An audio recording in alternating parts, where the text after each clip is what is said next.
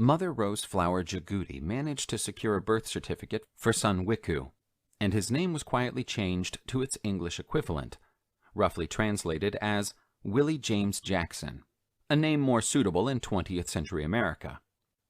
Growing up, Willie James Jackson spent his days doing chores and getting his school lesson. On weekends, he played baseball and cowboy bandits with his friends.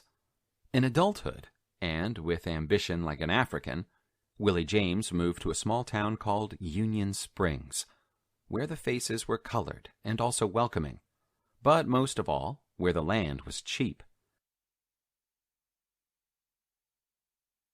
Using his part of the family's life savings, which was his father's personal dowry to his mother, he purchased 1,600 acres.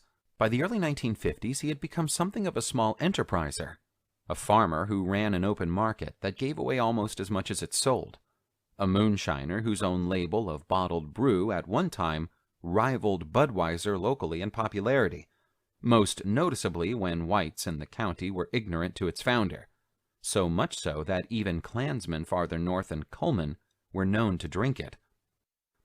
When people said they needed a place to gather, he built churches, first in Union Springs, then throughout the county. He amassed power from his philanthropic manner, for there was great honor in benevolence.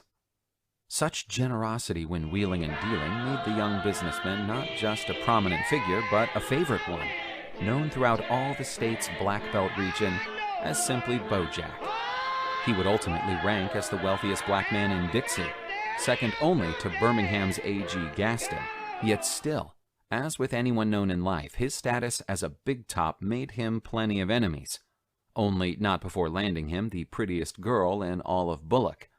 In 1955, Willie James Jackson met 17-year-old Viney Williams, a preacher's daughter turned beauty pageant contestant, who was a first cousin of Coretta Scott from nearby Marion, and so pretty in her own right that she had spent part of the previous summer working in a white diner.